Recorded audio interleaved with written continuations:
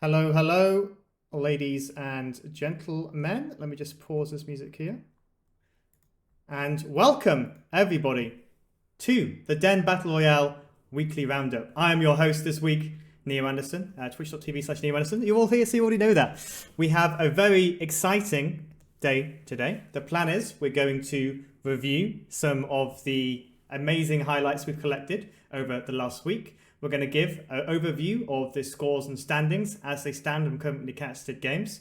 And we're also going to make a few exciting announcements about changes to the administration team and some prize pool epic announcement stuff. So without further ado, I will introduce to you the newest member of the Den Battle Royale team, Mr. Pride Gaming 96. Now, as you all know, Pride has been busy, casting a tremendous amount of games, putting most of the games onto YouTube. He has a plan to get as many on there as possible. The absolute legend himself has done an incredible amount for this tournament and continues to support us every day behind the scenes. So just wanted to say a big thank you to Pride. Welcome to the team. And yeah, Pride, what are your thoughts? How's it going, man? How do you feel being part of the admin team? You've seen behind the curtain now. What are your administration thoughts? So far, it's been absolutely great. There's been a lot of excitement behind everything day to day.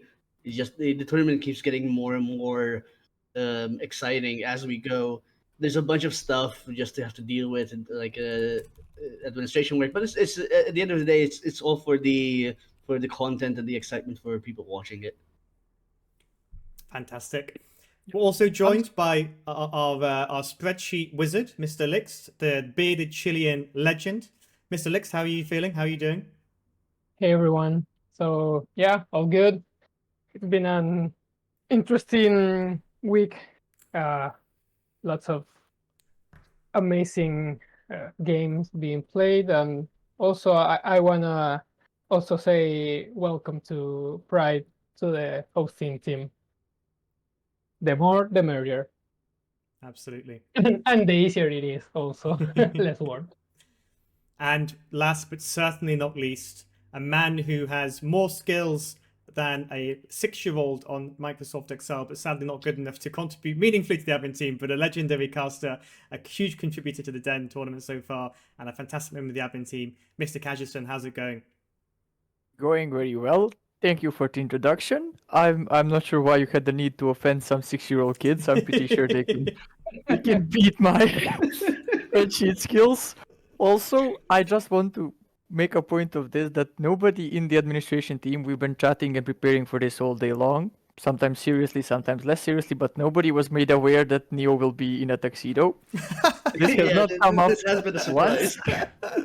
So, to everybody in chat, we are as surprised as you are, but definitely a positive surprise. Man's got class. This is just what I wear on a Sunday. You guys don't have a Sunday tux? Is it just me or what? Yeah, I was wondering why we are not on screen. Then I realized probably because we are wearing sweatshirts and stuff. And So the plan was to have the others join me at the tavern table here. We have a seat for Pride, a seat for Kaja, and a seat for Mr. Lix. Unfortunately, due to administration priorities today, we weren't able to organise that. But I hope to have them join me at the Den table in future sessions. Lix is apparently shirtless, so I would also get banned apparently, or a lot more subs. Who knows? Neo, you got coached by a shirtless person. That is true. That is true. Yeah. But I also just wanted to let it be known that I'm also very happy to have Pride with us in the organization and the hosting team as well. It's a great addition. He has been putting a lot of work in, and really the idea to add him was a pretty damn quick and unanimous vote amongst myself, likes the Neo here when we first got the idea. So welcome aboard, Pride. Nice to have you here as well. It's nice to be aboard. Super. Well, gentlemen, what a first week. We have had some incredible games. We are really thankful, firstly and foremost, of course, to the players, because every tournament is only as good as the players in it. We've seen some excellent games that have been a real pleasure to cast. We've seen practice matches, we've seen memes, we've seen legends, we've seen upsets, we've seen excitement. And just as an admin team, it is a real, genuine pleasure to be hosting a tournament when we have fantastic players at all levels, all ELOs, contributing to what has been a super exciting tournament. Well, without further ado, gentlemen, I suggest we start by reviewing the scores and standings before we move into the clips. So we'll get the scores and standings on screen here in a second. Just looking at the presentation sheet, we're going to have Kaja running through the Bronze League scores and standings. We're going to have Mr. Pride running silver. I will run gold, and Mr. Lix will run through platinum. Just a reminder, ladies and gentlemen, that the scores and standings as they are currently being presented are for games that have been casted only. So there may be games you have played that the scores do not reflect here. These are for games that the casting team has covered. And without further ado, I will switch over scenes here. Kaja, I hope you have this spreadsheet up to present, Mr. The Bronze League. Let me know if you don't. Yeah, I do. I mean, and even if I don't, I do assume you'll put them up on screen. Yep, there we go. Zoom in a little bit here. There we go. That's a good zoom.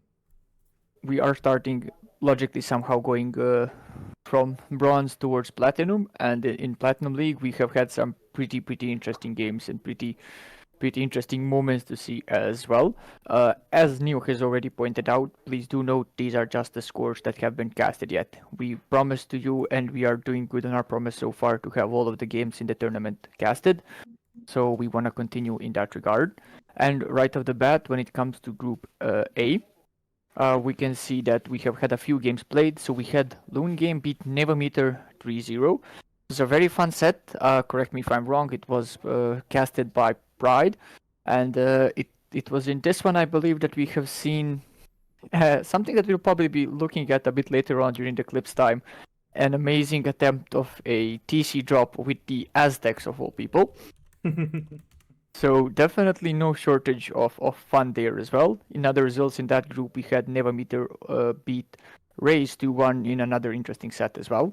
Now, as we said, do not mind if some of the games are not added in yet. It's simply because they have not been casted. Sorry to disrupt you. Just to point out, you are reading out the scores from Silver League, not Bronze. Oh, I'm in Silver League. Perfect. Yeah. Thank you, admin team. Fantastic admin team. Yeah. Once again, the spreadsheets are beating Kaja. Yep, yeah, I'm definitely losing out to the spreadsheets. Also, it took you guys, this is why we got Pride in, it took you guys long enough to stop me.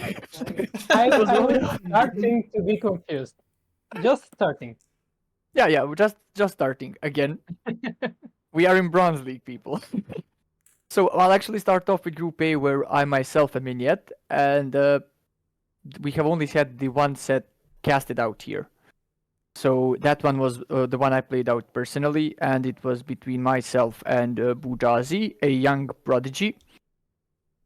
And yeah, it's a standard case where I was in a sort of a lose-lose situation. I had to play it against an 8-year-old kid. I get trashed if I win, I get trashed if I lose, basically. But always fun, and it's always great to be playing against Bujazi, and shout out to him and both his dad as well, who's also in this tournament and in this league as well. And we had an interesting set, I would say, and that's so far the only one being played out. I know that Binny and Scout Rush are arranging their game to be played out as well, so we'll be seeing that in pretty soon as well. And I'll do my best to cast that even live if possible. And moving on to Group B, where we had a few more results come in. So it's Likes, Kev the Swede, Sokol, and Dennis the Menace. We have seen Sokol, Low Legion main man himself, beat out our guy here, Likes, in a 2-1 in a very interesting set as well. And we have seen Kev the Swede beat Dennis the Menace 3-0. And that was also a very interesting set, and that was a bit of a streak our buddy Kev was on, considering that some of you might have watched him in other tournaments as well. He was casted around by the Den recently. He's on a good streak of form. Yeah, I have to say that was probably one of his most convincing sets of games played. It was a very impressive level of play from him, that game. It was a pleasure to watch. Yeah, definitely. And I've known Kev for a bit now, and I did tell him this as well. I think this is some of the best AoE I've seen him play since I know him as well. So it's nice to see him improving as well. And in Group C, we have had some interesting matchups as well. And a lot of the matchups in this group have already been played out. So Emma Stonewall's beating Faultier Nosta 2-1 in a very interesting set as well. While in that same round, Dozerto, our man, Uncle Jürgen, has beaten Maud Bragon, our friend from New Zealand or Australia. He will correct me if I'm wrong, but it's one of those two. I don't want to make an assumption. Last time I did, I got it wrong. So just being on the safe side here, but he's hailing from Oceania. It's New Zealand. Thank you, Jürgen. He beat him 2-1. And we also had Voltaire Nosta beat Maud Bragon 3-0 in another set that was casted by Pride, I believe. And Emma Stonewalls has beaten Jürgen in a 3-0 win. So a very strong showing so far that we see from Emma, who is currently the leader of this group. And this, I think, is the one where we had a lot of games played out, so kind of the score lines also, the standings are also a bit more interesting to see because we see how the group is shaping up so far. It's going to be interesting because we probably have a decider on who goes through in the set of Jürgen or Deserto and Voltaire Nosta, so we'll be on the lookout for that one. Ideally, if possible, cast it live as well, but not making any promises about that. And in Group D, a bit of a specific situation due to personal issues and reasons. Our friend Scratch had to withdraw from the tournament here, so all of his games will be automatically awarded as a 3-0 win, basically, for his opponent, so everybody's in the clear there. He did play out his set against Resbu, and it was a 2-1 win for Resbu, but it would be unfair that the other people get a 3-0 without playing their opponent, so what we have done is actually simply awarded everybody in that group a 3-0 win over Scratch. In other games, our newest addition to the admin team, Pride, has also played his set against CHP or Chopsticks and has lost 2-1, but it was also a very, very interesting set to watch, and I suggest catching up on it. I believe it might be even on YouTube. Pride will know about more about that. Going up tomorrow, there we go. If the VOD is still not up on the channel, but it was casted as well. But then again, it was an interesting set, and as you can see, the standings, a lot of games to be played out still. Most interestingly, I would say in Group C, because we had a lot of games, we can already see what it looks like in that regards. But some amazing games so far, some great clips so far that we're going to be catching up to later on. But it was a pleasure so far, really watching these games, casting them in, and seeing these guys progress. And I'm also always hopeful when I see something like the Bronze League, that we will see a return of these players to future tournaments, but who knows, maybe next time in Silver, or who am I to say, maybe even Gold League as well. I must admit, I'm very sad to be the only admin member not able to extract his frustration at my fellow co-hosts by playing in the same league as them. So you guys are very lucky. And we hope to see a bit of an admin team civil war in Bronze League. But thank you, Kaji, very nicely presented. Thank you. Well, for in the right bracket, yeah. When I was in the right league, I did fine. Yeah, fantastic games. Bronze League showing that although the ELO is lower, the excitement is not. Some really sharp games, some amazing moments we'll see in the highlight clips. Some micro that would make Doubt look like the Viper in the Bronze League. So very excited to see some of those highlights. Thank you, Neo. Thank you, Neo. I was talking about Deserto, not you, buddy. No. Thank you, Neo. No. Okay, Kaja already made a start on this, but we'll go back to the original plan. Mr. Pride, please can you present to us the current status of Silver League? And you'll see here, ladies and gentlemen, some very nice score lines here. So well done to Silver League for playing their games, and well done to the casting team for casting them. Over to you, Pride. Wonderful. So as Kaja stated earlier, we have the Group A for Silver League. We had Long Name taking on Nevermeter, winning in a decisive 3-0 match. We also had Nevermeter take on Reyes in a very close 2-1 game for Group A, in a very close in terms of skill level as a group overall for the four players. On Group B, we had the very first Den Battle Royale game, which was Sin versus Elandil, and Sin did walk out with a victory 2-1. Following DM Bent and Gold Roger with another 2-1 game, going for Gold Roger. Probably one of the fan favorite players in this entire tournament so far. Everyone's a Gold Roger fanboy. For every single person in the tournament, by the looks of it. For round 2, we also had Sin playing on DM Bent, Sin taking that one as well for 2-1, and Gold Roger decisively winning against Elandil 3-0. At the moment, Sin and Gold Roger currently dominating Group B with very decisive wins. On to Group C, we have Panda Guy, or Fizzy Blue, known in chat, versus Spirit of the Universe. Unfortunately, Panda Guy does come short with a 2-1 victory for Spirit of the Universe there. And we also have Humble Lord Den decisively beating Spirit of the Universe 3-0 for Group C, looking like Humble Lord might be the favorite in that group entirely. And on to Group D, we have Anrath taking on Tronkos with a decisive 3-0 win. We also have Cybercool and Rodeo Jones going 2-1 on their set, and Tronkos also, unfortunately, losing 3-0 to Cybercool with a very decisive group at the edge of Silver League.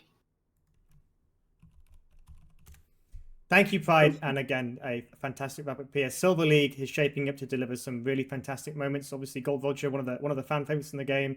Nevermeter's games have been a huge fun to watch. We've had some great plays from Humble Lord, Spirit of the Universe, and most importantly, a lot of these guys have been hanging around in the Discord and playing games to get to the people. In fact, Gold Roger yesterday, to reflect on one of my favorite moments, was in a game where he was coaching a Gold League member, Lynx, before his game on Scandinavia, and he had 6 coaches. The Lynx behind him had 6 coaches just to try and get a win out of Gold Roger. And ladies and gentlemen, it was a close game despite half of the den being there, which was quite the thing to watch. And unfortunately, Lynx went on to lose that game that he'd been coached on by about 10 people. But fantastically, thank you, Pride.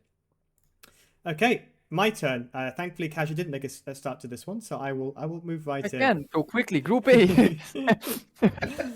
Group A, not a lot to say here. These games are in process. Smarty Guy is playing his game right now. The other games are scheduled, and there's some casting to be done there. So sadly, no games for Group A just yet. On to Group B. No bias, of course, the most exciting group of gold, because it has me in it. We started off the tournament very early on with Zark versus Hoopla. Zark really demonstrating that he is the master of water. We have some highlights from that particular game as well later, but a very, very determined and consistent effort from Zark to win. They played a very, very strong and solid game. Neo matched up against the top seed in his particular group, Haynes 77, in what can only be described as some games being played. There were some interesting matchups on water. There was a very, very interesting Mediterranean map generation, which we've seen repeated elsewhere, that map causing some hassles. But again, the group is shaping up. The rest of the games are scheduled, and we're expecting next week to be a big one. On to Group C. Again, several games played here. Unfortunately, we've had a bit of a drop on here. Megafish deciding to withdraw, which is not ideal, but these things happen. We are dealing with that in the background. We've had some good games played here. Sneaky Stab and Good Grill and Cronconium all taking very convincing wins, very convincing points there in the sets being played. Fantastic games. Oh yeah, dessert. So the Socotra Boom, patented and pending. On to Group D here. Welcome to Rapture, another fantastic player. Welcome to Rapture. If you let this man boom, he will boom with a vengeance. He will win. Had a very competitive lineup against Lynx. Lynx, unfortunately, unable to stop him from getting to Imperial Age as a powerhouse. Did cause some upset in one of the games, but welcome to Rapture scoring the decisive 2-1. Welcome to Rapture also playing against Lagorathia. And again, another decisive set of win there. Not too much action in Gold League yet, but the games that have been played so far have been exciting and fantastic to watch. So we're looking forward to seeing Gold progressing further. And without further ado, over to Mr. Lixt for a review of the Platinum League. Thank you. So yeah, we have here the highest league in the tournament. If only the players had the same skill in scheduling as they have in playing the game. But anyway, same as in the Gold League in Group A, we don't have any games yet. I think there are some scheduled. And there was one played out, but it's not been casted yet, which is simply the reason why it's not in yet.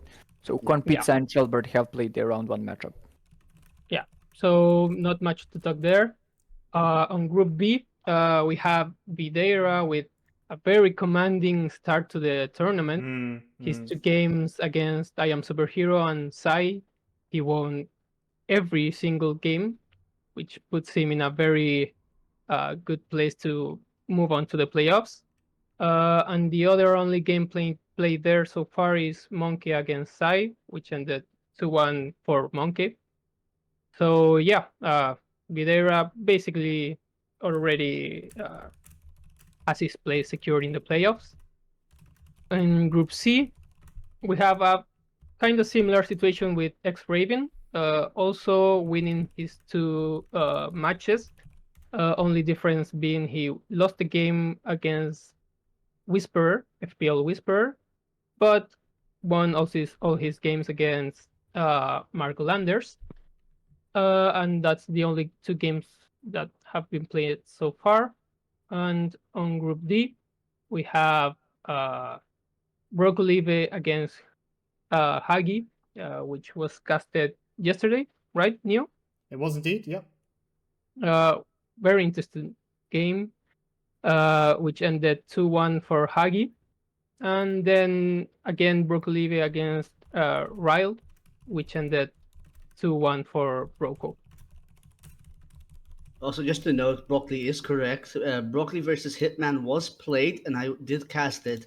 I am unsure why the sheet really? is not updated on that one, but it is already on YouTube as well. Okay, Oh, we'll correct that. We what's can do. the Hang on, we score can do it then? live, right? We can do it live, right? What Yeah, was the yeah. score? Broccoli, this is just for you, buddy. Special Don't treatment. worry, Broccoli. I got you.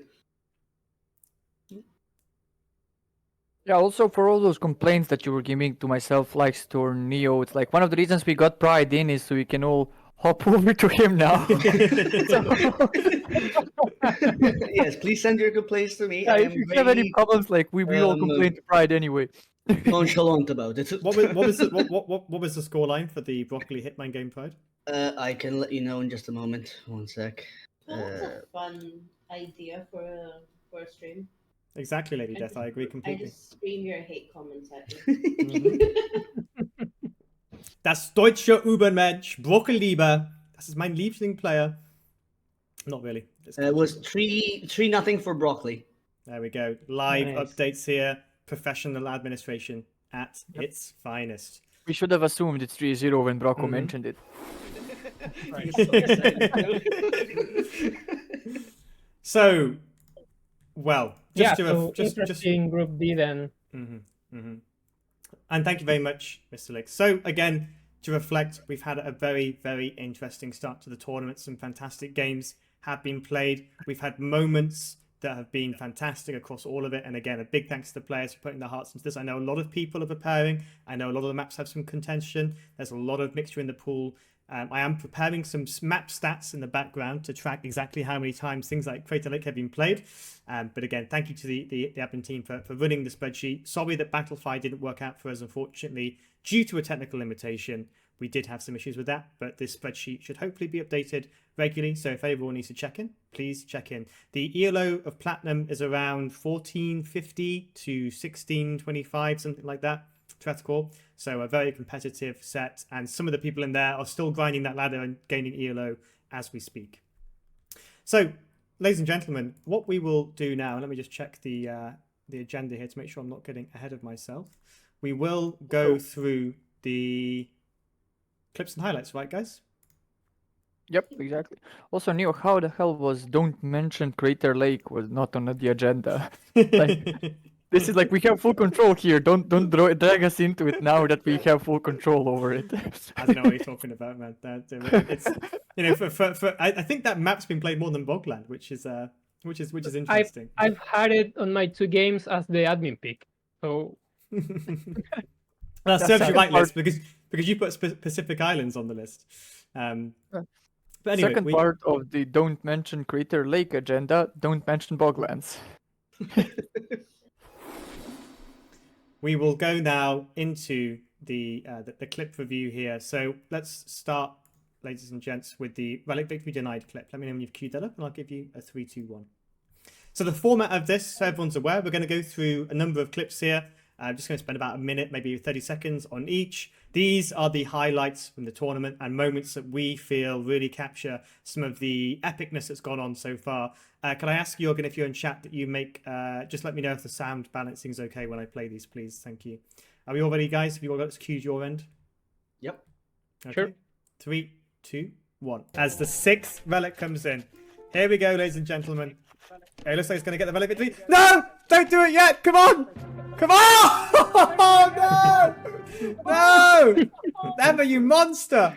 You absolute monster! As the 6th relic comes. So there we have Emma Stonewalls versus Deserto. I'm getting a bit of feedback from someone's mic in the Discord. I'm not sure who said it's just FYI. Emma Stonewalls already wanting to get out of this game. About to see a victory of a relic, or at least the start of a relic timer comes in, and Emma Stonewalls hits the GG in the most unsportsmanlike behaviour I've seen. What do we make of that, chaps? Just to stop you, I don't think the clip showed on the stream. Let me double check, because I seem to be having... No, okay, I'm having just lag from my end. Okay, apologies. Also, the funniest part was, yeah, like Emma had no vision of it, and we were losing our minds here, while both players have later said they had no idea that was happening at that moment. Not even Faulty or Nosta realized that the monk was basically a millimeter away from dropping off the relic. It was just us going insane here, like, no, don't do it just yet. It was so funny because we've been watching those relics being picked up by Nosta, and I really, really hope that he'll be able to get that nice little flex in. But a fantastic clip. We'll move on to the second clip, which is called Big Mango Shot, I believe. Is that right? Is that the YouTube clip? I'm not sure. If Yep, that's the the right second clip. one is a big mango shot we've seen. Okay, well, here we go. Ready, guys? 3, 2, 1. So seems to be going up. Then seems to be a bit more focused on here. We got another conversion and big mango shot there. I love to call these Nicely done. pancakes. That's These half are the crossbow simply army pancakes. and the monk going down. Very, very nice. So seems Pride, you casted that one. Did that play have impact? Was that mango shot worth the hype? apologies. Yeah, that mango shot decimated Elando's entire army. And that kind of left Sin able to just use his knights and wreck the rest of the game. Incredible. I love seeing a good mango shot. Okay, on to clip number 3, the 2 market play. Let me know when you guys are ready. Are you ready? Okay, 3, 2, 1. We're going into the market. Is that double market? Okay, double market from Emma. Emma, I'm putting this in the clip reel this week. This is a fantastic build order. Someone remind me, if someone can... I mean, the Saracen player is sitting pretty on their own market. Emma Stonewalls decides the way I counter the Saracen market is by building 2 of my own. Peak AoE build order, peak AoE content. A stable did come down afterwards, but Nosta, maybe you could have traded with those markets. A very questionable build order, and these are the moments we love to see in Bronze League. Yeah, have any of you guys ever been guilty of putting down double market in a Castle Age panic? Casual never I gets have to Castle Age, so I never don't done think it that ever myself, happens. so... I may have, but I didn't notice. So I can't say I haven't. And what more, like I've been in the vice versa situation. I've done that challenge on Pride stream where I had to win a game with no market. So I went down a number, not up a number of markets in games. Okay, I've queued up the trade cog demo. That could have been a very interesting You set of sure words which there. word you want to use there, Neo? Cark is fine. Okay. Trade cark. Because I was thinking Kavak because I saw the thing. Stop saying it, Neo. Doesn't get any Not better. your case here. No, that's not getting Anyway, better, not getting better. 3, 2, 1. Another trade cog in for Zark. And here it comes, going for contact. It's a trade cog, it's not the demo. Oh no. Another Wow. Um, I mean, Pride, was that the first instance of that happening in that stream, or were there multiple instances of something like that being pulled out by by Zark there? Apologies, Demo I had to cog. step away for a moment. It was the demo, yeah. No, that was the first time it happened. It wasn't the first instance. No, sorry, that clip was him using the demo the first time, but it wasn't the first or only demo he made. Or trade cog that he thought was a demo. Because I think he made 3 during that match alone. Wow, a hotkey issue. Does that beat the Neo Trade cart push? That's the real question. I'm gonna have to say no because they actually got no value. At least your trade card actually got you some gold back. And they were purposefully built. These weren't really. Yeah, True. These were a misclick for sure. Well, now we Yeah. move on to the tower value, and this, for a bit of context, the clip's not particularly exciting, but it showcases just how impactful plays can be on Bronze League, even if they're not the most value-oriented. Oh, 3, 2, 1, let's go. Fancy it? I mean, this is very, very wasteful from Noster here. Well, never meet it. There's the answer. What's that tower doing? It's killing bills. Somehow. You have to love African clearing. Like really, it's. But just by The map placing the begs tower, to be the tower messy. was bait. The tower was bait. What's funny is that the context behind this is that there was no real value from that tower until Noster created it for Emma. The tower was so bait. Noster pulls forward everything to try and deny it. Emma's archers get involved. There's deaths on both sides. And just out of nowhere, a tower that's completely random extracts an incredible amount of value. I think 4 bills died, archers died, skirms on both sides. It was the most value out of absolutely nowhere I think I've ever seen. And that it probably enshrines African clearing at bronze level. What a play. Yeah. Okay, let's move on to Killer Boar. Oh, this one was crazy. 3, 2, 1. Forgot the villager. Oh no! And you don't have loom. Oh no! Yes, I remember. It this one. happens. Quick walling versus boar luring. This is what happened. Like this is perfect Dark Age stuff. Like you can't keep up with everything. It's Dark Age needs to be perfect. Oh no! Don't tell me you lose a second villager. Oh no. You're luring No. in the deer. You lose a second villager. No. Surely not. It Surely not. survives, I think. I'm quite sure. Please. Oh my gosh, surely Oh not. no. No. Wait. Oh Jesus! Forgot. Oh Oh, my no. gosh. I mean, But you one's can better see how now. dangerous. Oh, You can see how gosh. dangerous the boar is because even the other villagers started running away when they saw it. Like it's the killer boar. Yeah, my gosh. that boar, like that changed that game so hard early on because that was still early Dark Age. We were like 9 minutes into the game, and that was insane to see. I mean, I can't believe it. And against Welcome to Rapture as well, who's already ahead because of how he is as a player. Losing 2 vills to a boar, disaster piece. I'd just like to add, maybe we should do a segment called Boar Wars because let's face it, all the players kill at least 2 boars per game. So it's interesting to see when the boars fight back. Actually, Yeah, there has to be a scoreline in the overall, like even better than the emu wars that the Australians lost. We have the boar wars. Sometimes Yeah, they The win. boars, the great boars. Yeah. Okay. and the Only crazy to thing note I will about that- say is I can't comment on this, and you will understand why when you see my game against Yeah, Dennis. we have it clipped as well. I think. I hope that Also, comes another up. thing to note: that entire section of that boar lure, that boar getting 2 villagers, all started because Rapture Scout attacked a villager that was building a house, Wow. and it just fell into complete chaos. I mean, I have said consistently through this tournament, and I think it's in a clip later, so I won't spoil it, but sometimes not getting kills causes more damage to your opponent than getting kills. Anyway, we've got the clip Bada Boom from Jorgen, the micro legend. Let me know when you guys have got it queued, and I'll give you a 3, 2, 1. Yeah, we're ready. 3, 2, 1.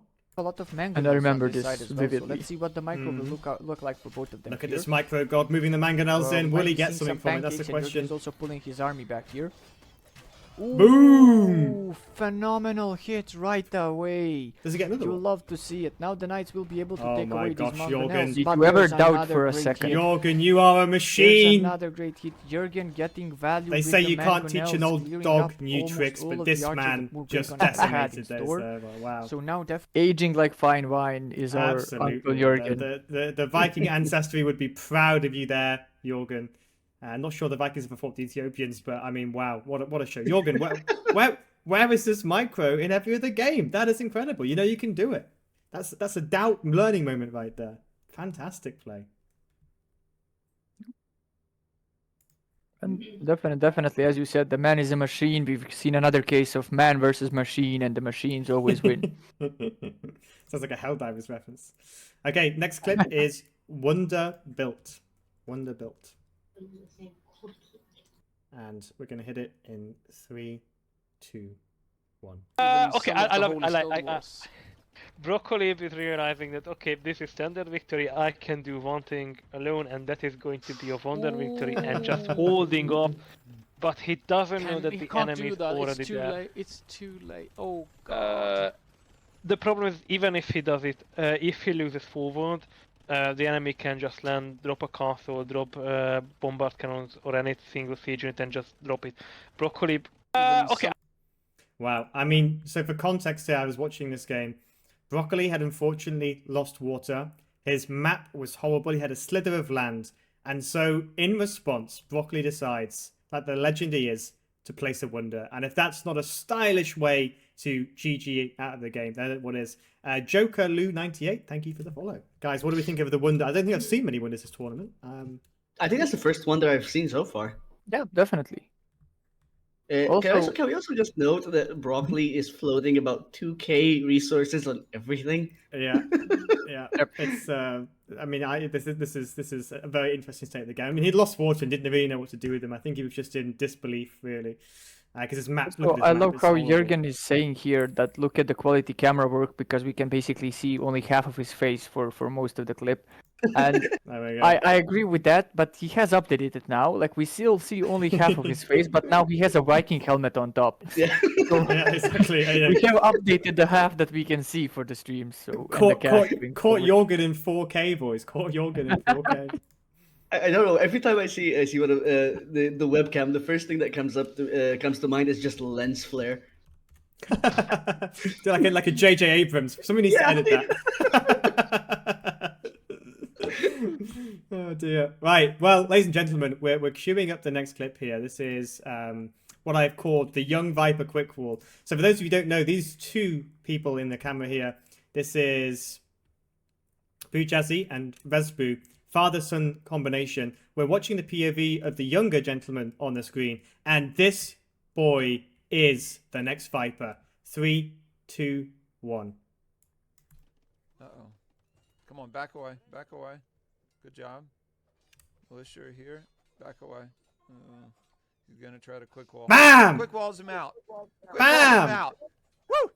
I was honestly losing my mind at this point.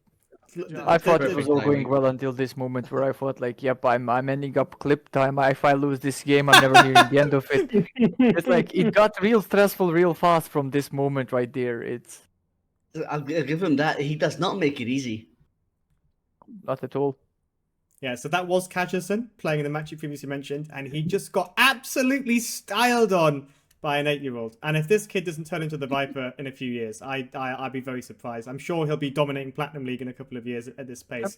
Kajerson, you were lucky. Yeah, and I'll be happy because I want like that set 3-0. So in like 5 years' time, when that kid is like dominating around, I can always say like, well, back in the days, old man Kaja beat him. I can always stay with that. You can tell your son that you were the one who beat him. It's like you're a time traveler. You went back in time to stop him before he became too strong, Kaja. Yeah, exactly. You are the origin story. Exactly. Yeah. And when my kid tells he's like too tired to play or can't do it now, I'll just show in this clip, say like, see, was this kid too tired? He was younger than you here.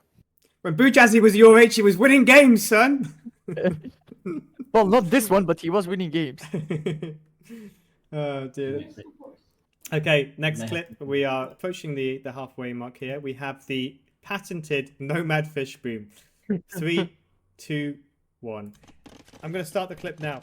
Emma Stonewalls, the fiend of score being scouting in water, has fish boomed African clearing, ladies and gentlemen. We have a fish boom. How many fishing ships have we got? 5 fishing traps here. more over here. Emma Stonewall's the first player in the tournament to fish boom on African clearing, and no doubt the last one. Big congratulations to Emma for having the tenacity and next level. I'm going to start the. I mean, yeah, just for Pride, do you want to explain the context behind this one? So this one, if I recall correctly, I don't know if this started as a joke originally. It did. Because this happened when I did it.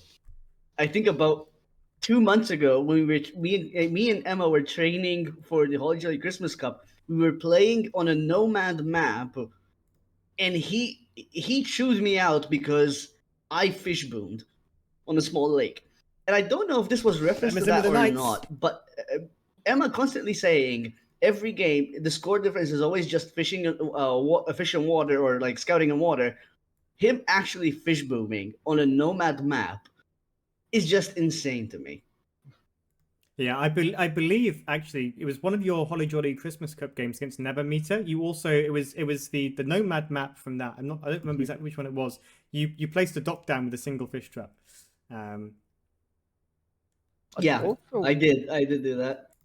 But also, what you did say on stream there, Neo, was that this is the first and probably the last time we see it in the tournament, which I believe some people might understand as a challenge. So I wouldn't be surprised if next week we are back at this review and the clips and we see another person doing this again. Well, maybe just to prove you wrong. But by somebody, I mean, I might just do it to prove you wrong.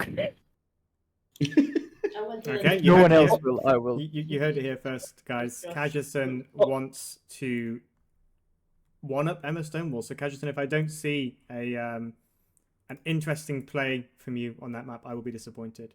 Anyway, let's move on. I want to say, yeah, go ahead. Also, the best part of that clip is Neo starting the clip with, "I'm gonna start the clip." To be fair, I did kind of time it perfectly because I really wanted to get that in when I was clipping it. Yeah, you know, I had foresight that this was a clip-worthy moment. You know how it is, gentlemen.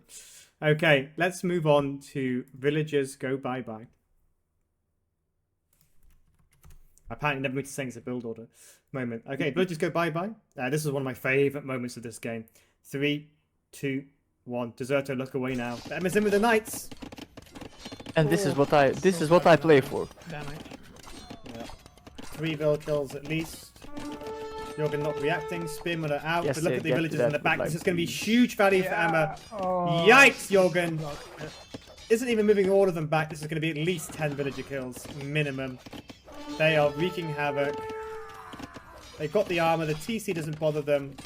I love about Spearman this can't game micro. how Jürgen not all putting other stuff back, concepts and we this have of is knights are brutal. of them being such honorable special units, but in this game it's just like imagine all the economy you're going to kill by having these guys just walk up to a wood line and some farms. It's Yeah, I mean those knights went on to get, I believe, 27 or 28 eco kills, and absolutely devastating. We saw Jürgen's micro with the Mangonels. Sadly, couldn't repeat it with the villagers. But guys, aren't moments like that what make Bronze League so engaging? Yeah, that was tough to watch. And it was definitely the turning point in that game. Yeah, for sure. For sure. definitely one of those that's really, really hard to come back from, if at all possible. Well, we'll see later what happens when you can come back, but I don't want to spoil that. Next up, we have Organ Donor. I've not seen this one, actually, so I'm excited This to will see it. never not make me laugh. This is a good one. I've not seen it. 3, 2, 1. And we do have Eldorado Eagles in now. So Eldorado Eagles completed for Sin, and he has 26, soon to be 30 of them on the field, with nice upgrades on them, just missing 1 level on both. Ooh, organ guns, organ guns, where are we going? Oh We are no. donating organ guns, we are donating organ guns. Oh, no. I guess that's why they're organ guns. Yeah. Okay. I'm very proud of that one, not gonna lie. Yeah, I think that. Oh my god. Best joke in the tournament. This will my never God. not make me laugh. That It's was ridiculous. Kajas, and that's the first time I've seen it. That is incredible. Wow. What I mean, very, very clean. I mean, that has to be a contender for best clip of the tournament based on that alone. What a moment. Yeah, definitely was fun, and that was also a pretty cool game on Boglands, one of the infamous maps so far. Definitely a cool game, but definitely I think it was at that point, at the point of the organ doning, as that kind of it went all south for DM Bent. That he felt like he was in a decent enough spot to pull it back, but at that point it was a misclick. I think he might have been going for the trap, not knowing that the castle was there. Either way, he realized it a bit too late and lost a lot of his mass right there. We do love a good misclick, don't we, boys and girls? Of course. On to the next clip. We have the donjon placement douche. I've got it called. I don't think I watched this one all the way through, so I'm assuming it's not full of douche. Yeah. Okay. I actually clipped this. I named this that donjon looks weird, and you can see why. 3. And you 2, can see we're 1. expecting something good. Just look at Jürgen's face at the start of it. Look at this man. This is a man who looks puzzled. Oh God! Oh no, Pride! Oh poor What on Pride. earth? Oh, look at this! No. At our For those of you who ego don't to know, see- it's He's doing this in amazing Dark how Age. often this happens to Pride of all people. It's a dude. It's so I hate it. I hate it so much. But a 5 villager douche when you are in Dark Age. I mean, chopsticks, man. What an absolute chat of a play. Wow. Because you don't understand, how bad this is. Because it's that TC messed me up so bad during this game because I knew he was playing Sicilians. I went humans for a reason. I was expecting donjons. And as soon as I saw the TC coming up, I was so puzzled, I completely forgot what my build order was. Pride, tell me you won this game after that. Please tell me you won this game. Oh, I wish I could. There's another clip after this that shows you how bad it was. Oh my god, Like, you there's another- lost to a Dark another- Age douche? Neo. Oh no, Pride. Neo, you just listen. Pride, you know could what have the solved worst- this so easily. You should have just told him you won that game. He said, Oh my "Tell gosh, me you won I- this game." You know what cannot- the worst part is? I cannot believe I'm I've looking at the same map. participated- Oh my gosh, Pride. I've participated in 3 tournaments. I've been douched in every tournament.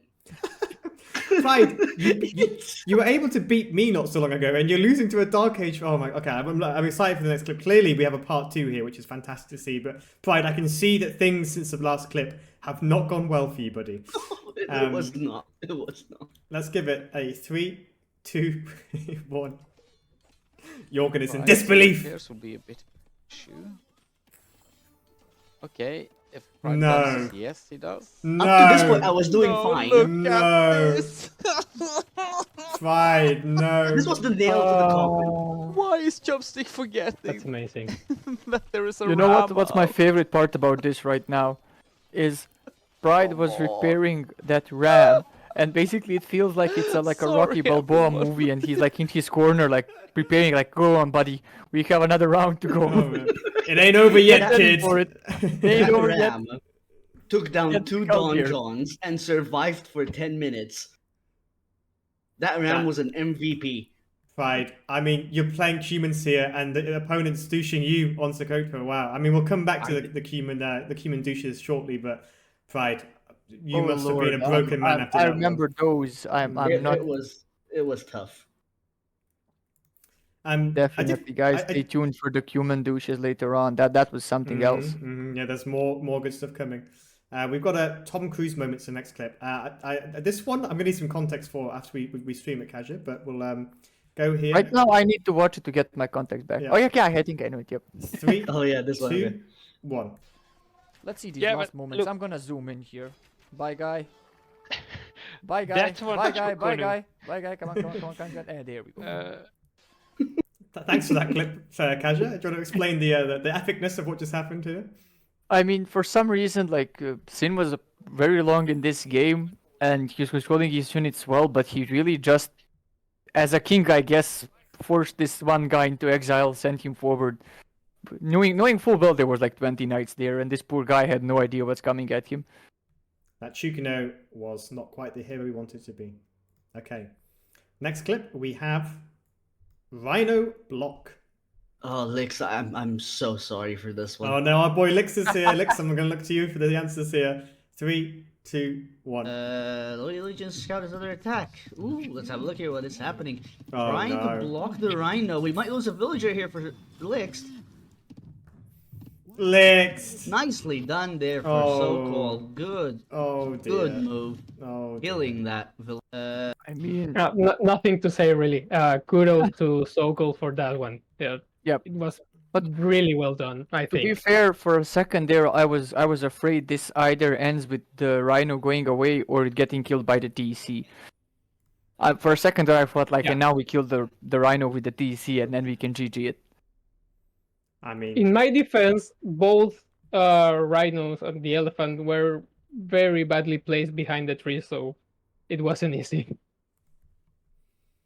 Lex, I can see why your comment earlier regarding ball kills there makes sense. But that is, I mean, this again, ladies and gentlemen, a Bronze League game. And look at the level of play there. A block, a useless TC into a villager kill. Sensational play. And Lex, unfortunately, on the receiving Actually, end. I had forgot about this one. My comment was relating to the game against Dennis. That Pride is gonna catch So we tomorrow. might be seeing likes with some more boar action. Boar wars Oh. continue. We get another Rhino highlight for next week.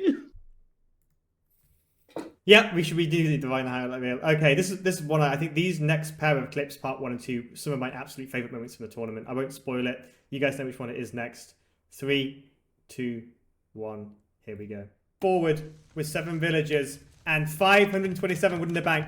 Are we about to see the Cumin TC rush? Yes, we are about to see the Cumin TC douche. We are seeing it live, ladies and gentlemen. This is actually happening. He's dropping a TC, his second TC as a Cumin player, feudal bonus, on the opponent's TC on Socotra. This is a legendary play with a gold and wood behind it.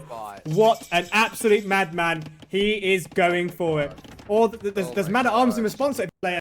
Okay, And this before was we just part 1 of the clip. before we move on to part 2, people in the chat, what do you think happens next? Option A, the TC goes down and Fizzy Blue wins the game.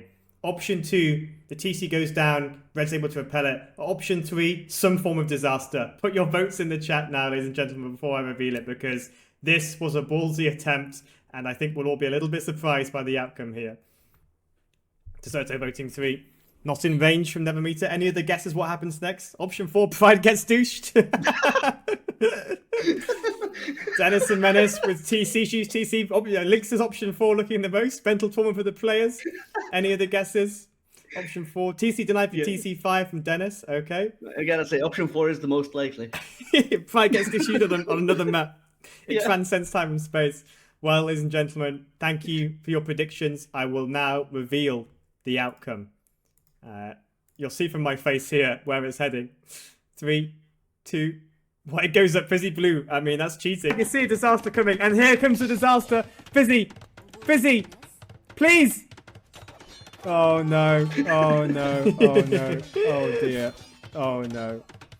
Oh no, this could have been so close to greatness. So close to greatness. He tries desperately to get the wall down, but it's not enough. The man at arms get in. Oh my gosh, Fizzy Blue is in disarray. What could have been the most legendary play I've ever seen on Socotra is getting shut down and berated. But wait a second. Quick wall. He just quick wall behind it. Will it be enough? Please finish the walls. They're being hit. Fizzy, you are hanging on here by an absolute thread, and the man at arms get in, and this is over. That is a game over move as far as I've ever seen on TV. I mean... Oh. Boys, what do we think of that? What a sensational play. What a fantastic level of vision for Fizzy Blue. He doesn't know what to do with the villagers and doesn't quite fall apart. Fizzy, you in chat, I know you've talked about it on this channel. I know you had a plan to put a house behind, I believe, but wasn't quite sure because there was no space for the villagers. But what a disaster. Boys, what do we think about the attempt at least? I would have just dropped the house. Yeah, Just putting a house behind, even if you have 2 villagers not doing anything, would have still guaranteed that TC going up. Yep.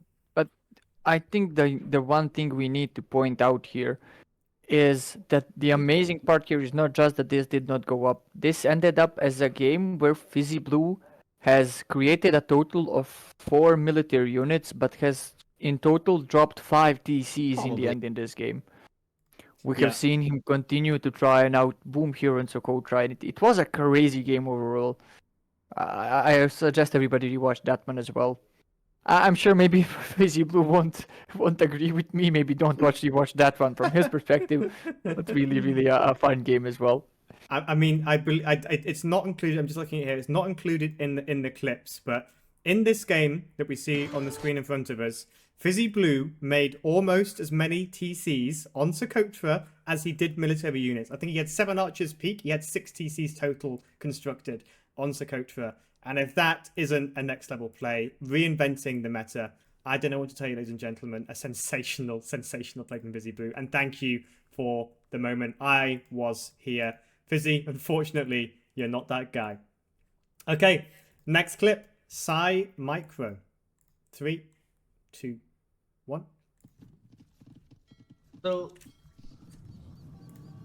if he can micro them, sure. But I just... Using the fishing ship to block? Oh, that is genius. Look at that. I think we're going to... Using the fishing ship to block. That's some really nice work here. To keep his galleys alive. That's some really, really That is nice work here. insane. Yeah, I don't know how I feel about that one. Losing the fishing ships, but keeping the galleys alive. I mean, I guess you're building mass behind it. But again, a nice little dash of micro being demonstrated there. What league are these two in?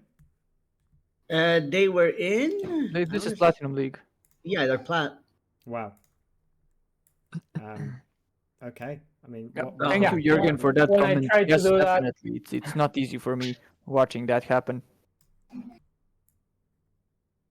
I'm just queuing up the next clips here, so give me a second. I please. love these next clips. So next we have the... Oh, never me in chat. Yes, The thank Great you. Migration. Never meet in chat. Oh no, the Great Migration. Oh yeah. Oh, it's a never Oh, meter yeah. clip. It's a never meter clip, and he's in the chat. I can't wait to see this one. Okay, 3, 2, 1. Probably. I would not be surprised. I'm gonna be honest. And here we go. We have a dock coming in. Or what are you doing? Wow. Never meter. Okay. What? Great migration. What is happening in never meter? I love the one lady villager going behind, taking care of the herd. Hold on. Don't worry. There's a part 2 to this. Oh yeah, of course. These clips have to be a little long to see what happens. Is it the Aztec TC drop? Okay, let's go into part 2 before we discuss it then. Did he go all the way around? Oh my gosh. 3, Yeah. 2, 1. Looks like the villagers have gone all the way around the map. And then going up to funeral. What is happening? What on earth TC goes is going down. on? There's so many things I hate about this. What? 2 games, we have legendary watching? moments on them. What is happening? What is this? Is this AoE? Imagine if the dude fails and he donates sheep. What? And the sheep are behind? The casual, your villager, your crush is still there. Villagers going This is down, AoE eco 5 goes right down. here. This AoE 5D chess is what it is, Stop Kasia. this. Yeah, exactly. Oh my gosh. Oh my gosh. You can just see the amazement in my face. I want to click on the TC because I want to see if it's going to go up or not. I'm trying to spoil myself here. I was so no. confused. Oh dear. That's a bad miss. I just want to clarify because I couldn't fit it in one clip. That TC lost its last villager, all right, at 90%, and the Nevermeter did the best thing afterwards. He sent the rest of his eco, like the last 6 villagers he had from wood on the other side of the map, to try and finish building it. And I mean, that's insane. I mean, Nevermeter, I've seen some plays in my life. I've seen your Burgundian Cav Archer plays. This one potentially takes the cake. Have we really seen 3 douche clips today? I mean, I can't believe it. And none of them were Persians, I think. Yeah, that's the best part. That is absolutely the best part. Oh dear. Like if you see Persians, that's the one time you know you're not getting douched. Hmm. Because like everybody's expecting that, oh, it might happen. No. You see the Aztecs, you might get dropped. No one expects the Aztec douche going around the Mediterranean. I mean, what a play. Wow, Nevermeter, you are a god amongst men. And this one confused me a lot because he went around the entire lake. That's fine. My biggest question is why did he go under the TC to drop the TC on the other side? That is kind of what baffles me at the end of it. I think on the way, his villagers clearly had a conversation with themselves. They were like, you know what? I didn't hear no bell. Let's go for the base. and they changed and charged it. I think there was some real discussions being had on the way there. So this next clip, for a bit of context, it's slightly out of order. In this game, Huggy versus Broccoli, Huggy had full water control. Broccoli had one single transport ship alive, and that transport ship, as you'll see from the clips that are coming up, caused a lot of issues. So Huggy has been pestered by the transport ship you see on screen here. And Also, sorry, Pride, did you have another question? I missed that. I do have a question actually. Why is it named Gold Roger 2? Yeah, what because happened to Gold Roger 1? We'll see Gold Roger 1 later. Gold Roger 1 was a transport ship, and you'll see that in a later clip that Huggy, despite having full water control, landed and pushed with. So Broccoli had nothing on water apart from a single transport ship and was able to destroy Huggy's home economy. This became a meme in the chat that the Gold Roger, HMS Gold Roger, was a legendary hero unit ship that could not be destroyed. And this is Gold Roger 2, because eventually the Gold Roger 1 was destroyed. Gold Roger 2 comes out. Again, look at the map. There's no water control from Broccoli. This is the only naval unit he has. And look at its fate. 3, 2, 1. Jorgen. Jorgen. That transport ship's doing what I said it would do.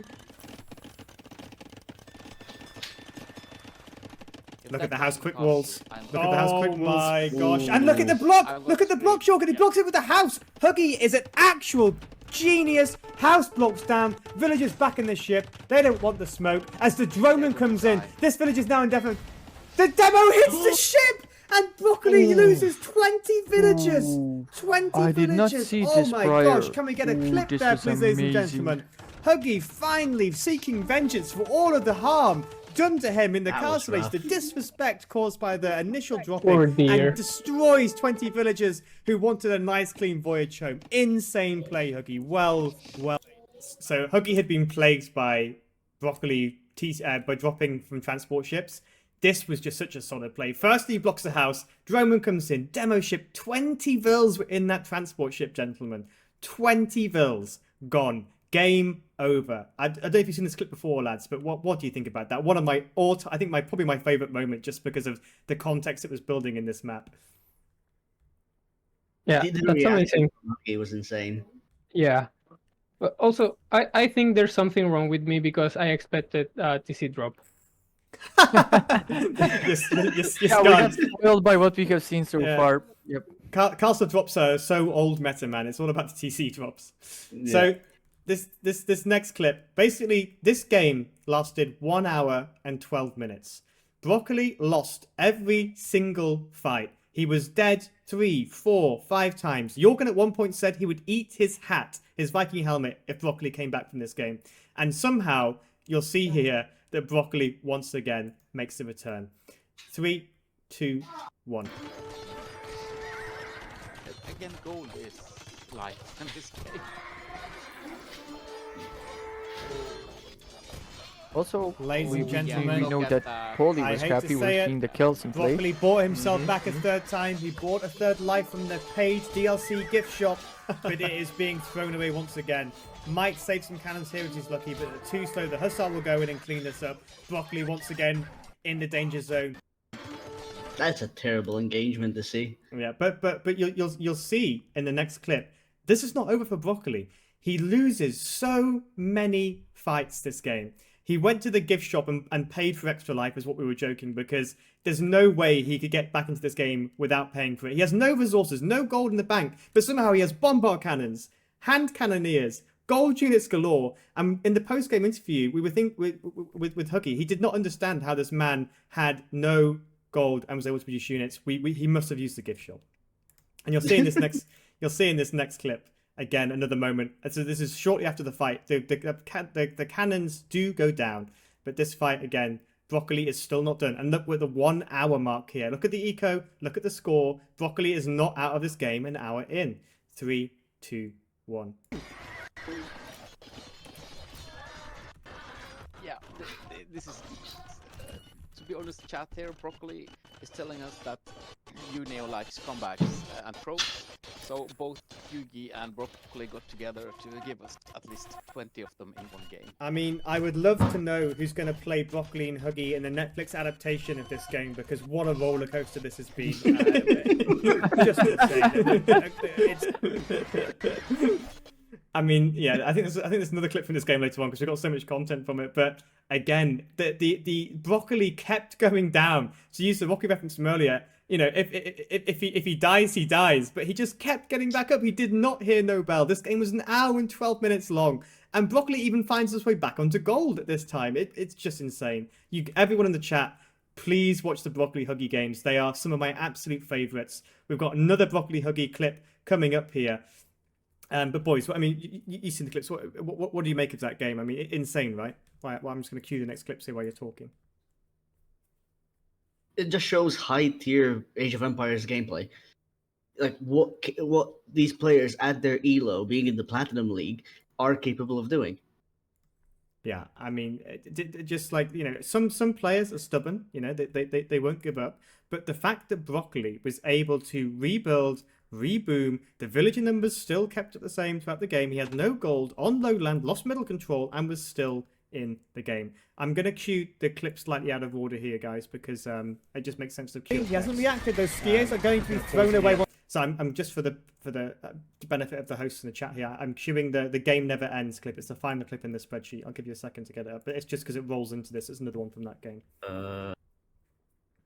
The last one from the spreadsheet. Okay. Yeah, Bye Bye CA it's called. Can't I go to Dark Oak? Okay, 3, 2, 1. He hasn't reacted. Those skiers are going to be thrown away once again, Jorgen. And again, Broccoli throws away his momentum in a heartbeat. And that is a disaster for Broccoli. Completely unavoidable. For whatever reason, in this map, every time Broccoli sends cavalry to the middle, it dies. And that is a critical fight for Huggy, because now the momentum's back for him. Those long swordsmen, Jorgen, will take him off gold once again.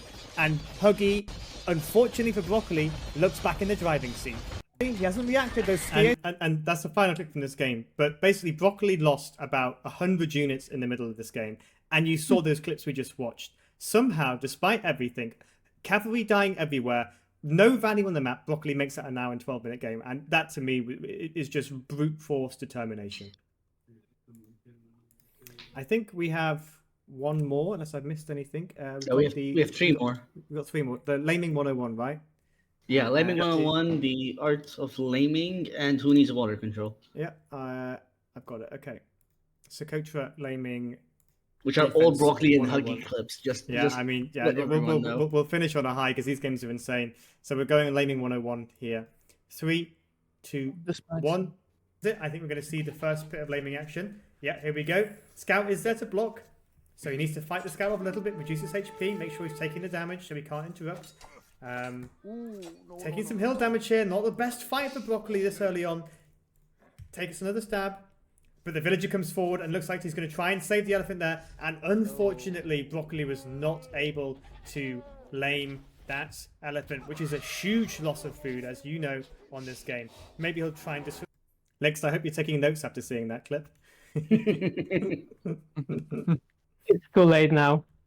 Yeah, but ladies and gentlemen, it does not end there. We move on to part 2 of this clip, and this was a fantastic Socotra game, by the way. Again, please watch it. One of the all-time goats of the tournament so far. 3, 2, 1. Gentlemen, Broccoli is committing to the art of the lame and is walling in Mr. Huggy's berries. Atrocious play. This is 1600 elo play, no question. And look at this! Huggy responds back by walling in the gold! Oh my god, this entire game needs to go in the highlight reel. Broccoli chasing away with the villager, but still, this is absolute madness. Huggy now sees Broccoli on the berries, isn't responding. You know, what's funny here is that Huggy actually doesn't realise his berries have been walled in until he puts his mill down. He then forgets to click feudal and has 29 villagers in the Dark Age while Broccoli hits Castle Age this game. That's how much disruption Broccoli caused this game on Socotra. 29 vills in Dark Age, Broccoli hits Castle Age. That is what this produced. Also, can we appreciate Huggy taking Broccoli's zebra from under him? Yeah, very nice play. I mean, these guys lamed the hell out of each other, and it was beautiful to see. But Broccoli clearly has been practicing laming. I don't know whose school he went to, but insane. Also, just to point out, like I think it was the Videra Sai game.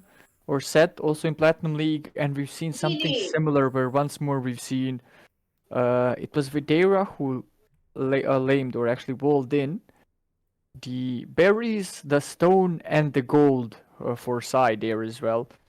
So that was like definitely we're seeing it. We're seeing what I love seeing. It's a pure Socotra madness in these games, especially in the Platinum League as well. You'll love to see it. I had a very chill Socotra game compared to these. But so the last final clip, and here is where the Gold Roger 1 was born. So again, looking back to this map, just for context again, this is the final clip of the day. Huggy has complete water control, gentlemen, on this map. He has fires everywhere. He's killed all of the Persian docks. Not easy to do. And Huggy has this fire ship patrolling the shore. The SS Gold Roger 1 makes a landing on Huggy's home turf. And you will see why those earlier clips become contextualized now. Because this was insane. No water control, no navy, but he pulls this off. 3, 2, 1. Look at Huggy's base. With no navy, a transport ship got through, but that tower could be all Huggy needs to wrap this up, and those villages are in a lot of trouble there. Huggy responded well, archers are coming out, the tower goes up, and those villages are going to struggle. Yes, the archery range is up, but what happens next? Is this going to be enough for Broccoli to make a difference here, with a tower immediately spotted? No. Yeah, look, he's chasing down the village. What happens after this is that Huggy has to respond with a barracks, a stable, a monastery, and a siege workshop just to retake his home island, even though the man had full water control on his home island. And again, a fantastic game and a fantastic finish to the clip reels there. What do you think of that one, chaps? The Gold Roger 1. I'm just thinking right now how, honestly, from all of the casts I've seen so far, first of all, this one seems like it was a one hell of a set. And secondly, I don't think I've seen a disappointing in any regards Pacific Islands game. Not the map we've talked a lot about, but all of the games I've seen on this one were so good and so crazy, especially because the map itself, I keep pointing out, is one that's rather hard to play and hard to get used to, because it's a migration with extra steps, I would say, with very little resources on your starting position. Favorite clips, boys? Favorite clips in the chat? Anybody in the chat? What were your favorite highlights? What's top tier clip? Was please leave it in the chat while we have a chat here. We're going to Pride first. What was your favorite clip here?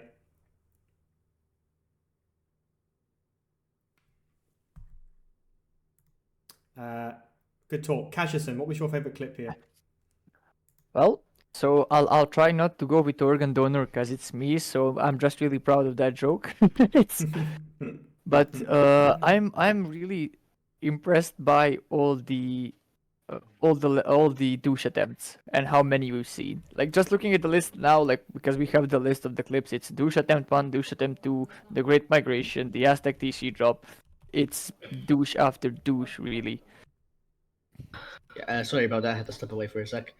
And I also do agree with the comment here from Threatcore, which says villagers go bye-bye because everybody knows how much I love villagers dying in this game. Fantastic. And Lex, what about you? What are your highlights here? Difficult to choose. I'd say my favorite joke is definitely organ donor. Amazingly done, Kaya. But my favorite clip definitely was the Aztec TC drop. It's just, what were we seeing there? I still don't understand it. I will probably have dreams about it. I will devote my entire life to understand it. It sounds like you're walking away from these clips very scarred, Lix. So please watch out. If you need to reach out for help, man, let me know. And Mr. Pride, your highlight, please, and we'll go over to the chat. I mean, there's so many good options in the entire thing. I think my personal favorite, I will have to go with the Killer Boar. Just because, it got 2 of the villagers, just ridiculous. And it happens to everyone. Yeah. So I think it's just the most relatable thing. Yeah, for sure.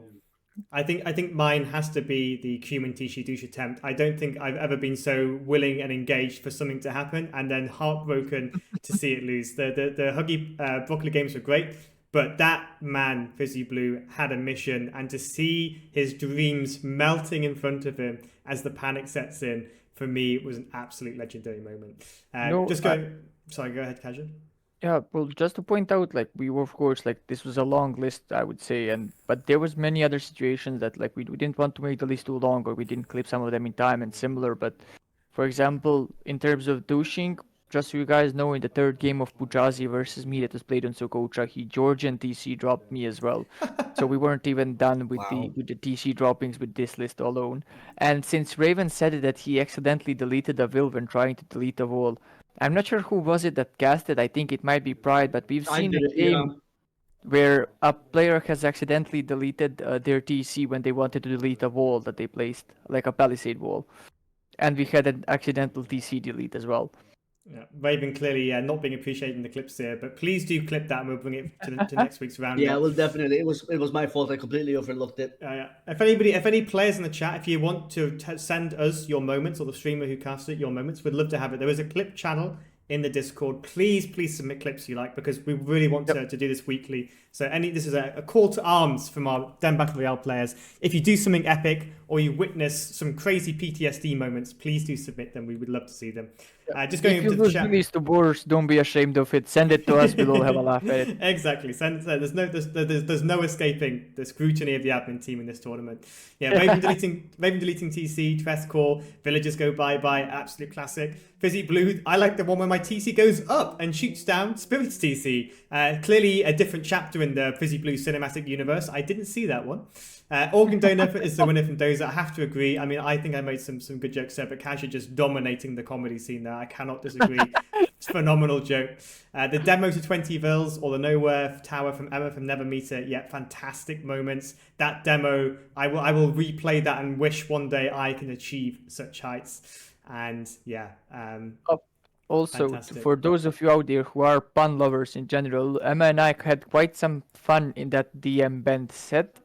So anybody who wants to rewatch that or watch the VOD of that, it was several puns in that game, and it's not just the organ donors. There was something in regards to bent because of the DM bent. I can't even remember it by now, but yeah, we're definitely having a lot of fun doing this, and I'm glad to see that people are having a lot of fun in the tournament as well. Simply like playing, being a part of it, and watching the cast as well. Yeah, and with that, with the clip section of this update will come to view. We now move on to a couple of really important updates before a final look at, so please stick around. We've had a very phenomenal level of support for this tournament financially. So for those of you who don't know, I'm a sponsor. Mr. Smarty Guy's a sponsor. Devon, the admin of the Den, is very kindly also sponsored. So going into this tournament, we were very, very fortunate to have a prize pool of $300. But Pride, do you want to talk us through our recent donor, and can we give them a shout out in the chat maybe as well, Pride, if you've got the information? I'll leave this one to you as you make contact with them. Yeah, 100%. I will give them a shout out first.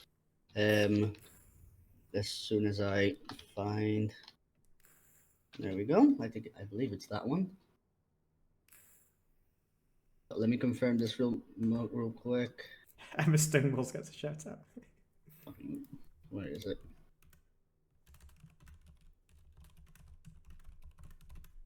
I was unprepared. That's okay. So while you're preparing that, so again, we're very grateful to the sponsors. It makes a huge difference. And again, these are just people who want to see the tournament succeed. We have an ongoing rule that any donation made to this channel, to whatever I'm doing, whatever I'm streaming, whatever context, everything goes to the prize pool. So going in, the prize pool is $300. I think we've had a $10 donation as well. I need to check that. So all of the donations I receive here goes 100% into the prize pool and 100% back to the players. There is an equal split across all brackets, so there's no ELO bias here whatsoever. We're still discussing the final split of the prize pool between players who are first and second, which will be pending. But Pride, how are we doing on the back end here? Yeah, I can't find the I know it's their name. I don't know if it's this or not. I'll give them a shout out. It should be that, I believe. I don't know if it's gonna work, but I will find the link. They are on the Discord as well. So yeah. For a bit of context, what happened as well.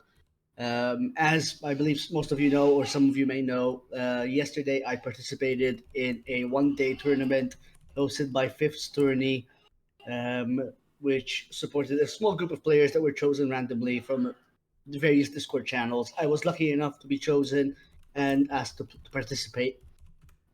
after the tournament ended, they wanted to help support the Den Battle Royale, and thanks to the fifth tourney admin team and host, they were gracious enough to donate an extra €100 to the prize pool for the Den Battle Royale. And yeah, thank you, Pride, for the context there. Fifth tourney probably not watching now. We will announce it in the Discord. But $100 donated by them, which I'm happy to report, now brings our prize pool to $400. When we went into this, we were hoping to throw something together to make it meaningful, to encourage competition. But $400 is a fantastic result for our first tournament. We couldn't be happier. And again, a big thank you to Fifth Tournament for their support. It means a lot. I really hope that we're able to collaborate on something in the future. And yeah, it makes a huge world of difference. As I say, all donations that come in going straight to the prize pool. But as it stands already, I think we can be very, very, very happy with the support we've had. So I'm pretty sure Neo wanted to say in chat as well that we couldn't be happier. Instead, he said we couldn't be happy. But trust us, we are very happy with the development so far and with how everything is going. Yeah. No, he's British. He can't be happy. I can't. I'm not allowed. He's never happy. I'm Ever since the contractually Empire fell apart, he's never been happy. I'm contractually obligated by His Majesty never to be happy or express emotional outside of stoicism in the world since the Empire fell. But yeah, and all jokes aside, thank you very much to our supporters. It means a lot. Smarty's in here. Dev, I don't know if you're in here, but thank you as well. Really hugely appreciated. And this tournament, outside the den, our first level of external support and a huge contribution. So we could not be happier. So that brings us to the final part of the weekly roundup. We have a bit of a Q&A here. So the admin team will have a bit of discussion here. But if there's anybody in the chat who has any questions about the tournament, anything they want to pull attention to, anything they're excited about, Neil looks short on this layover. Oh dear, we can't have that. Let's go to a different one, and then let us know. But we'll start with the admin team. How are you feeling about things? What do you think has really pulled this together, and what have you enjoyed seeing as this tournament develops outside of the games from a community perspective?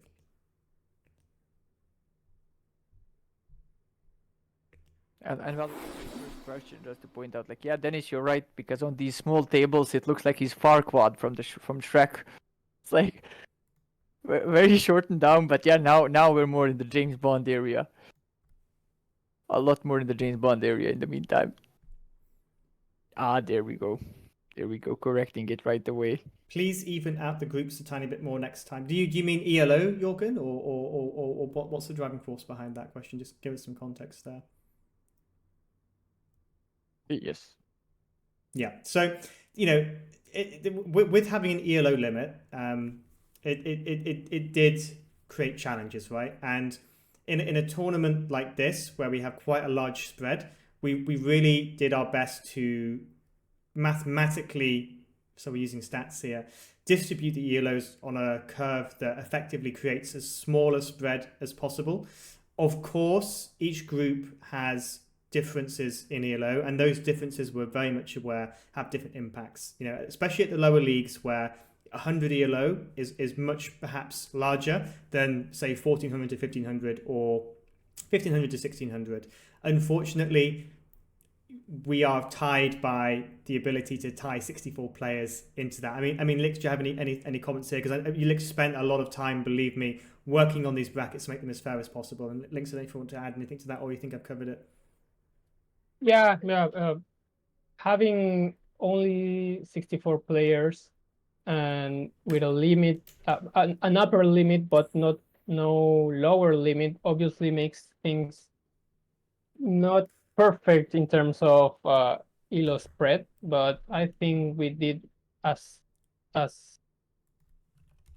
balanced as we could with the groups. And yeah, of course, there's gonna be some difference. And yeah, as Dennis mentions on the chat, there's kind of a bigger difference between 1000 ELO and 900 compared to, I would say, 1500 and 1600.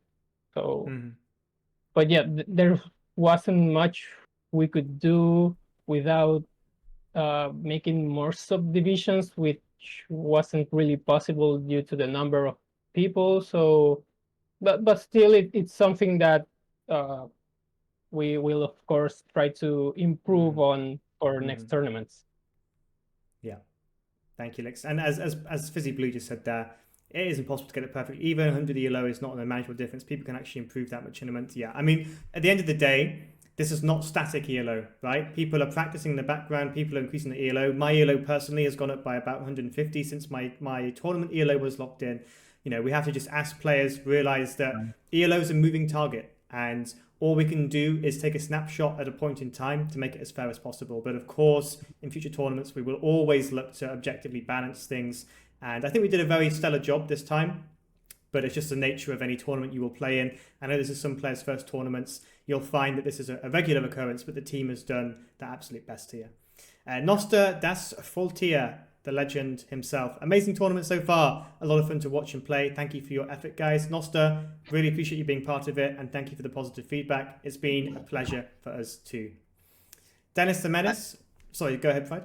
So I think something I want to point out, specifically, I think what is making the tournament really, really fun, smooth, and overall a great experience isn't just because of the admin team and everything that we've been doing, but I think it's mostly been the players being consistent in scheduling their matches and being on time and playing them and just giving their best in each individual game has been so nice to watch.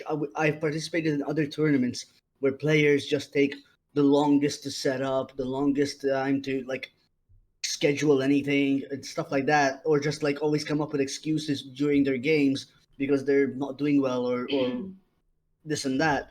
But so far, overall, we've had a very, very great showing by all the players throughout all the divisions. You know, Pride, I think it's actually all me. I think I've just been I'm so fun and so interesting, and I've done such a good job, and I think we should rename I Cajusan made to- this to- tournament amazing. You're all welcome. We should make Cajusan rename to Humble Lord after that comment. Yeah. Cajusan, I will pull up your spreadsheet on this screen if you say something like that again. Do you want that in public viewing? No, I already told you the whole idea was a spreadsheet. Like, this is my idea. Like, you will probably say it looks horrible, but you'll get what I meant with it. You can do your thing. Thank you. Lix and I will clean up your mess as always. Dennis the Menace, with the civ drafting system, it will be good if we have the admin picks to begin with before the players pick and ban their civs. It will help combat unbalanced admin picks in the civ draft. We're not going to change that for the group stage as it is, but we will certainly have a think about how to do map drafts, because for the later stages, there's obviously best of 5, best of 7. We need to think about the map pool in general. So, Dennis Menace, thank you for that feedback. I will discuss that with the admin team and get back to you. We won't discuss it now live. We will take that back and have a conversation. But I appreciate the feedback there. We have again tried to be really objective. The whole point with the map pool system was we didn't want too many bans. We wanted players to have free agency, and we wanted the admin pick to pull from a large pool and not just limit the number of maps there. But I really appreciate that question. And in terms of like the actual civ draft format, it is something we can definitely discuss for future tournaments, and it sounds like a good idea. I do believe the main idea we had behind this was kind of to throw people off balance a bit, get them out of their comfort zone, and I think it's more interesting, especially in the play all 3 segments where people now know that one of the civs, it's not something you're gonna just get to pick and have practice on maybe by default. You know, it's kind of more interesting, especially if it's like a 1-1 situation where maybe both of you end up in a situation where, well, you now have to pick a random pick.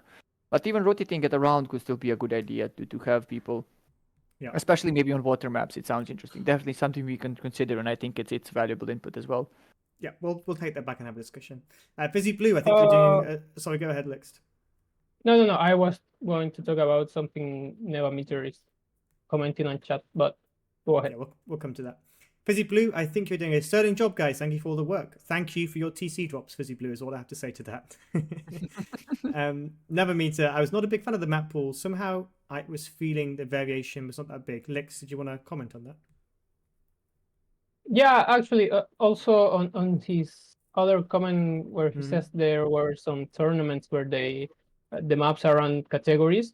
We actually did that. The only difference is we decided not to have any closed maps. So the categories we chose were open map, nomad maps, hybrid maps, and then water maps. There's 2 of each on the map Yeah. pool, and that's how we created. But of course, we can always make something that everyone will like. There Yeah. always will be map pools that you don't like, and that happens on rank too. So yeah, but the idea with the categories is a good one, I think, at least, and that's Yeah. what we try to do.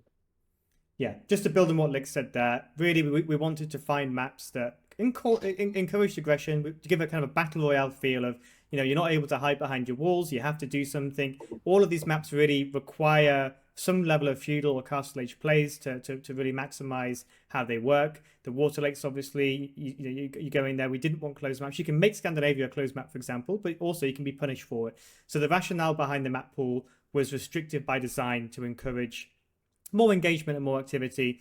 Of course, as Lick said, we're not going to please everyone with the maps. There's certainly some maps here that people love, some people hate. But as with any tournament, we're at the mercy of the map pool, and we wanted to keep things simple and standardized. So we limited ourselves, of course, to the maps in the game. But I know a lot of players are enjoying them now. I think we've seen a lot of high moments on them. And I hope that despite some people might not have the best opinion of the pool, people are having fun. And that's the key thing for me.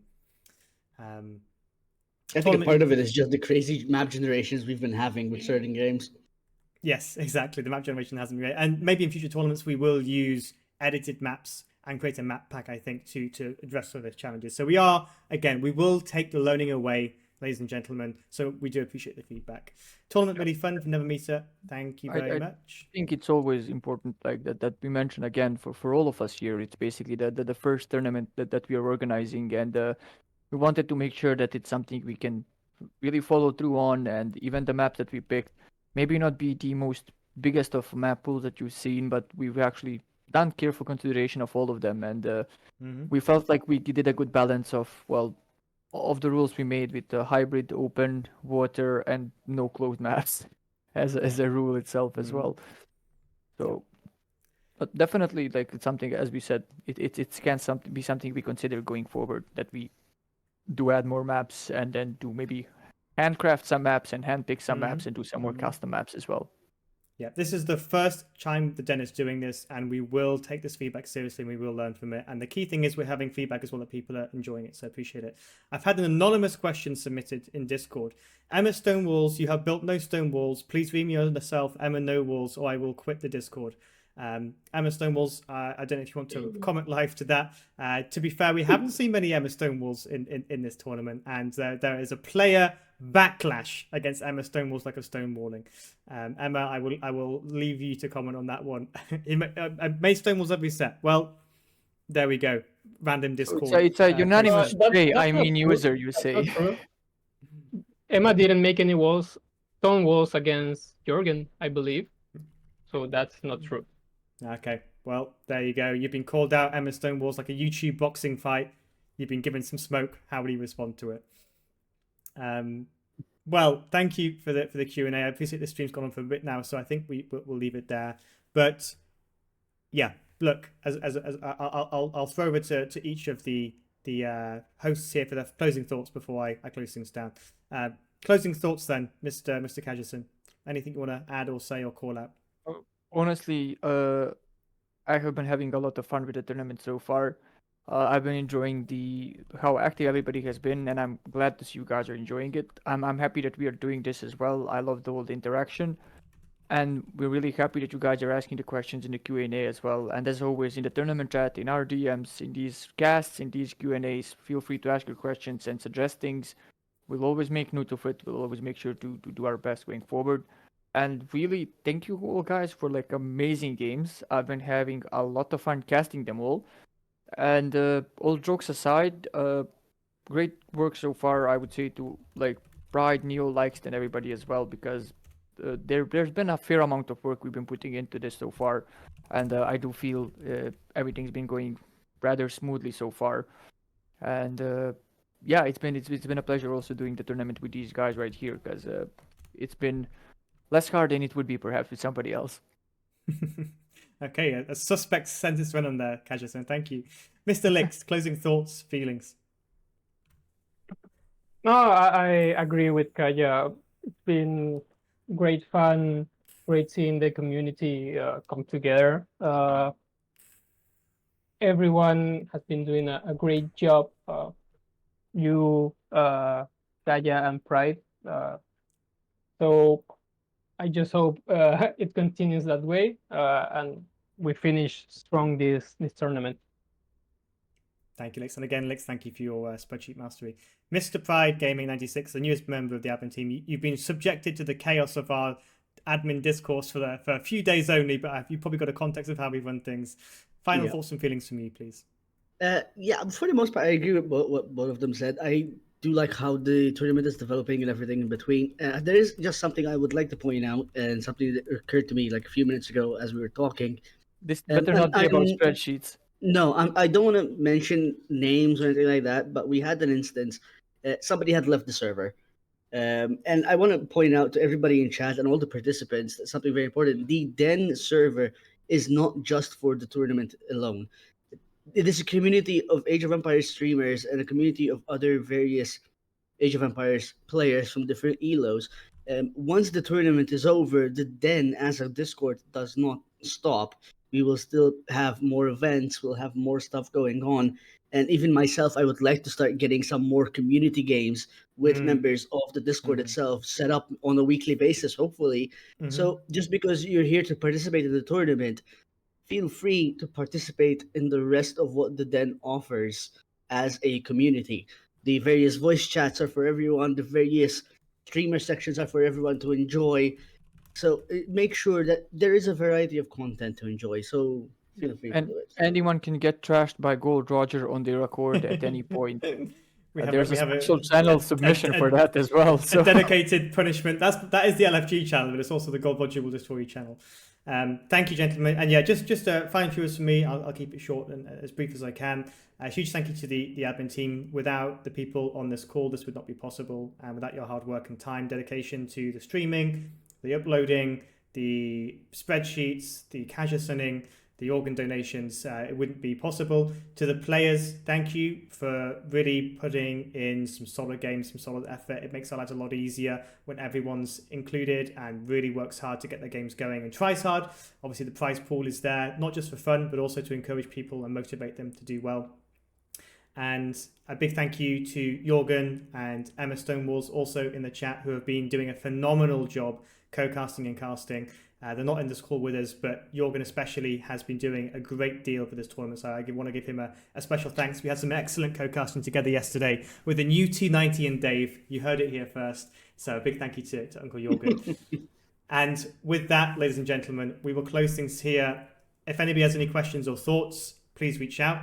We are going to raid none other than the legend, Mr. Doubt himself. I'm not to the usual ending tile. We're going straight over to there. A huge thank you to the admin team. A huge thank you to the players. This will return in a weekly format next week with a different host. Hopefully they'll be as well dressed as me, whichever one of Pride and Cajison does it. We'll see. If not, maybe we'll have some more cameras in the background. Without further ado, ladies and gentlemen, I'll see you over Lord and Saviour's channel. Thank you for being part of the tournament. Thank you for joining us today in the stream. And thank you for creating the moments that will go down in history. Take care, everybody. You will. Thank you for being here with us.